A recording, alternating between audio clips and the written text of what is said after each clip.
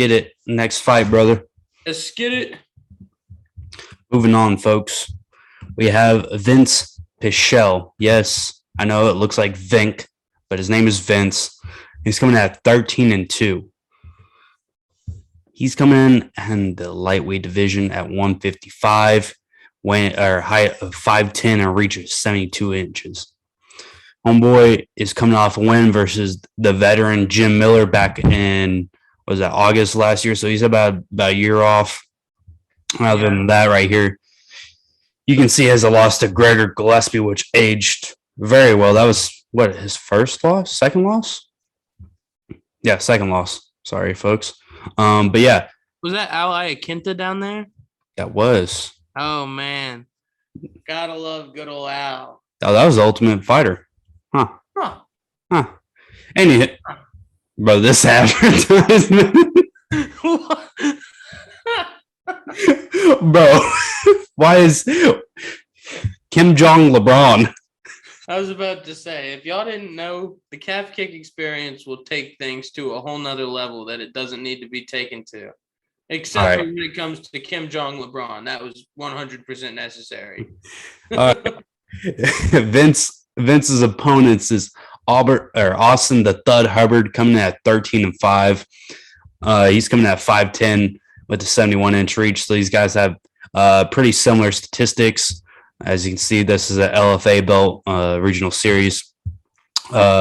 He's coming in with his last win over Dakota Bush, and before that had a loss to Joe Solsky. I don't even know who that is, but this is the one that a lot of people recognize, Marco Madsen, because he's the co-main tonight, and he gave him a ride. Let's just say that. We'll get on to that later on, but I'll open it up to you, buddy. What do you think?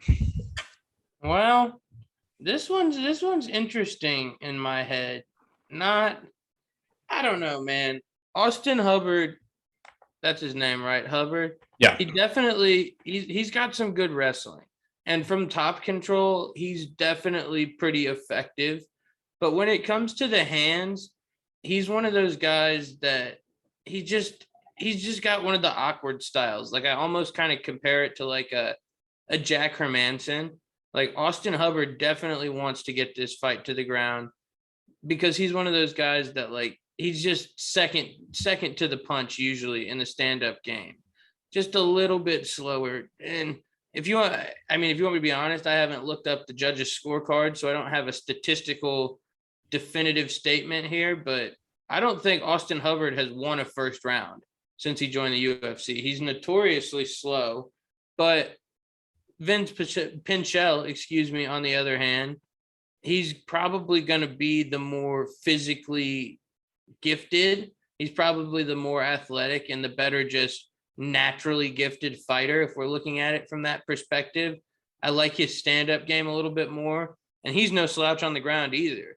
I think this fight is 100% going to come down to who can secure the takedown and who can get to that top control first, but I think it's going to be Vince Pichel, and I think pretty early on in this fight, he's going to ground and pound it out. And if he doesn't, it's going to be one of those fights where he just lays on him and secures that decision. But I'm going Vince Pichel by ground and pound TKO. All right, Zach. I think your analysis is spot on. Again, I think Vince Pichel is going to get it done. When I went back and watched, I was really impressed that he was able to flip the script on Jim Miller. Jim Miller was trying to take him down, and Vince came out and took Jim Miller down. Jim Miller, a veteran of the Octagon. That's one of the things he's known for, right? Among other things. I was very impressed that Vince, who's not necessarily known for his takedowns, was able to do that and, ink out a victory via that method, right? Even though it wasn't stoppage. Austin Hubbard, on the other hand, when I was watching him, I do think he has pretty good stand-up game, just like Vince. And I think I don't necessarily see one having an advantage over the other in the stand-up game. What I did see was when I watched the Marco Madsen fight versus Austin Hubbard, he got ragdolled. Now, obviously, that's by a 3-time Olympian or something crazy. Yeah. Marco Madsen is Stackhouse, right? So you got to take that one with a grain of salt. However, where does Austin Hubbard go from here? You know, he's kind of at a make or break point in his career.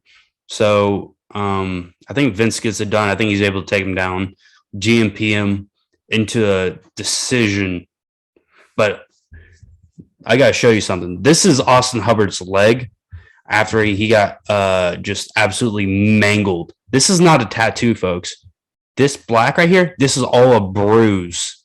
Are you kidding me? No, that's how hard he got calf kicked. Dude, that looks like a fucking Vietnamese banh mi sandwich. Holy shit. That looks like rotten deli meat coming out of a hoagie roll. What the fuck?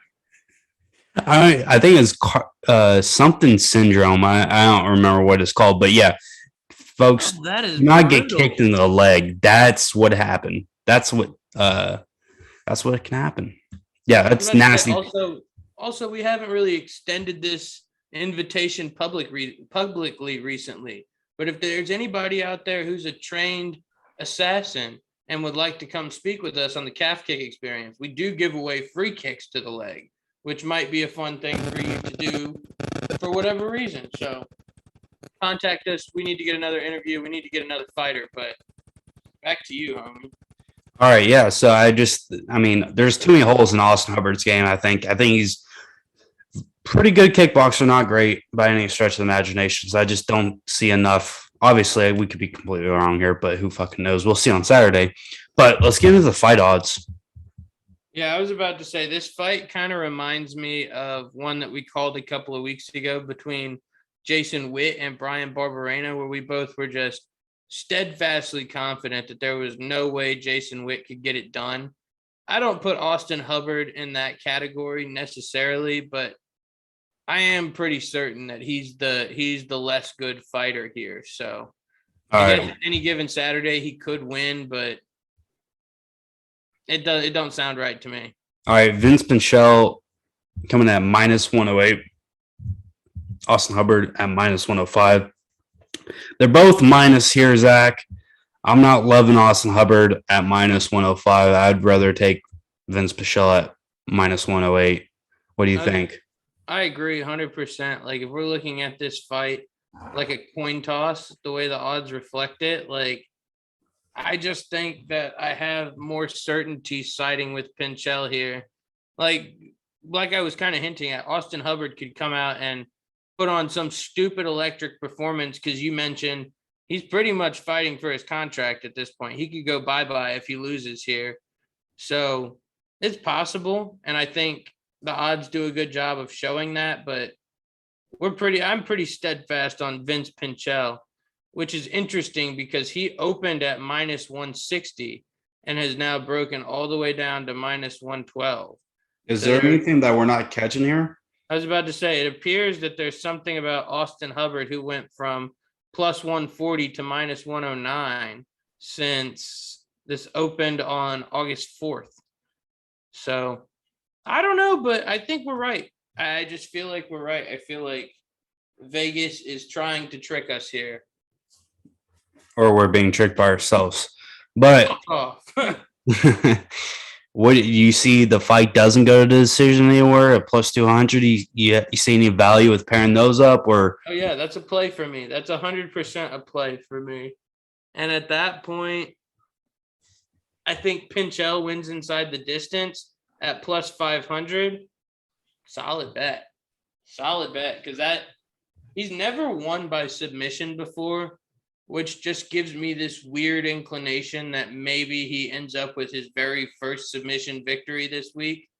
But regardless, just to win inside the distance at plus 500, regardless of what it takes to get it done, that's a pretty interesting, pretty tasty bet to me. I mean, I'm surprised. This is the first time when I started doing my research for this last week. This is the first time I ever heard of Vince Pichel. I've watched him last year in the Cormier card, but I didn't pay any mind. But yeah, we were there to watch Daniel. We weren't watching Vince. Yeah. So, and his thing that jumped at me was his stellar record. Yeah. So, I mean, this guy definitely has the potential to get the job done, and I think that's why we're both going to side with him here. V's up. V's up. All right.